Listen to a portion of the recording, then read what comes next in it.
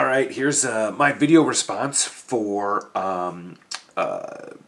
assignment 3.3 and part 2, looking at immigration and the propaganda wars. So the first question is, what's your overall response to the role propaganda plays in shaping perspectives about people from other cultures? I can just really, I think with this question, I just really think of what's happened in St. Louis over the course of my life. I'm 38 years old. I've lived in a few other places, but basically from 0 to 18, I was here in St. Louis, and then moved back to St. Louis about 10 years ago. So I'm 38 now, so I was about 29.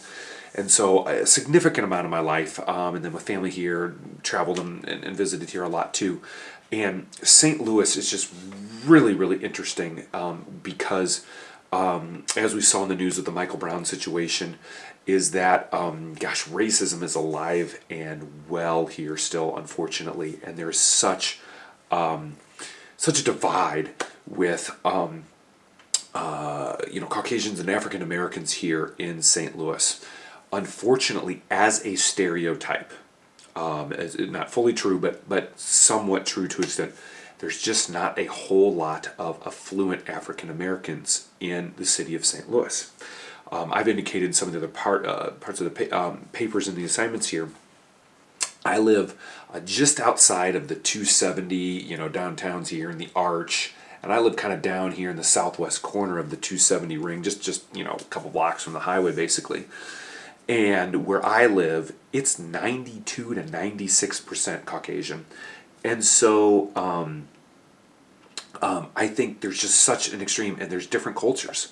And there's a lot of poverty with African Americans in St. Louis, and there's the tensions that we saw with police. And so, I know the propaganda video really looked at like Japanese and different cultures.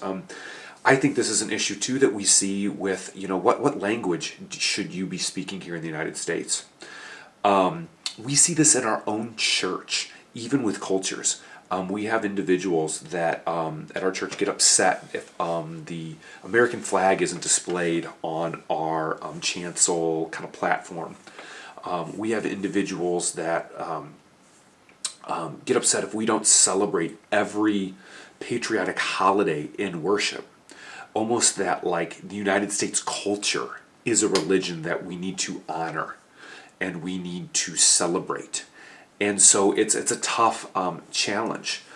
I think it's hard because unless you grow up in an environment that is very loving, open, and I think even used to culturally exposing to people, you struggle. I'll admit, I don't think my father's a racist, but he definitely said disparaging comments about African Americans growing up.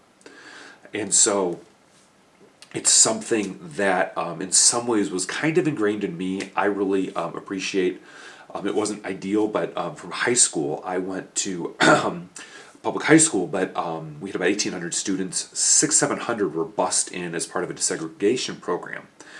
And so I got to interact with some different people besides just, for lack of a better term, as a stereotype, white preppy kids from the county where I live. And, where the big difference is how much money your parents make. That's really the only difference between you. And so I think that's how kind of I answer that first, where I think we still see ethnic propaganda today. I don't think it's extreme, hopefully, as the videos we see, but gosh, all the border talk and building a wall and Trump this or Republican that or Democrat that or whatever, and who do we want voting and who do we want that welfare and money, and so I think that's definitely a challenge. Question 2 really asks about, that setting the standard. Are we protecting ourselves without violating the principles of Christian decency? And the government really has a hard position because there is a lot of Christians in the United States still, I believe. But the days of the moral majority, those are the things dictating how we're going to live our lives. And how policies, I had a member at our church in Minnesota at my previous call who really was really strong Republican and wanted the church to be the state and the state to be the church. And I'm not necessarily convinced that's supposed to be the case. But, are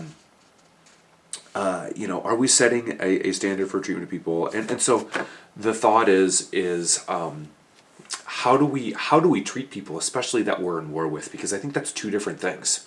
It's one thing to have, Spanish kids at my kids went to public school or whatever, and how do we deal with that?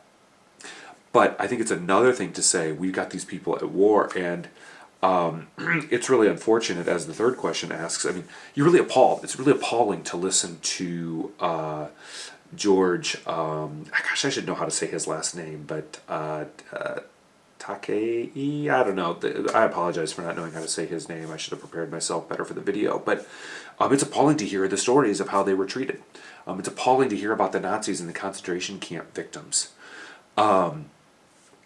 And that is really, I think, challenging because I think Christians, for the most part, want to preserve life, whether that's abortion, whether that is death penalty, whatever that is. I think that we want to uplift that, but we're not always in positions of authority to dictate what happens. Case in point, the Japanese situation with World War II. And so, and that's tough because how much do people need to be brainwashed or succumb to the ways of American life to live here in the United States when most of us are, unless you're Native American Indian, you are an immigrant. Both my, my dad, really shares a lot about how,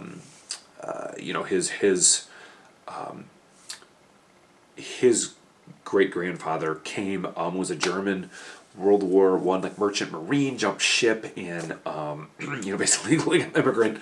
And so in World War I, or after World War I, and so that's really a challenge where I go, gosh, who am I to call out for not living culture or doing things a certain way when I myself am a descendant from someone who didn't, legally come here, but much less anybody else, whether it's Ellis Island or whatever else you've been a part of. So this is really hard, and I think it's really the thought of the difference really being, of knowing and understanding American culture, and you need to believe and really think. I think that's what the propaganda is different, is really changing your psychology of how you think and act, and even by default, though, that's going to happen a little bit when you spend time in a culture for an extended period of time, and your presence is going to change, and your thoughts are going to change, and so this is tough stuff. I wish I had clearer answers. I think that's kind of the thought with this. Hopefully, that we get to wrestle and discuss these challenges that we face in when dealing with different cultures. That's why I'm thankful ultimately that as citizens of heaven, that we get to move beyond that and focus on how we're children of God. And I think that's one thing that's uniting about the gospel, obviously. The death that Jesus is done on the cross, his as we celebrate Easter, his resurrection allows us to be united in Christ and hopefully get beyond these other things of skin, race, culture, nationality, all those types of things. So thanks so much.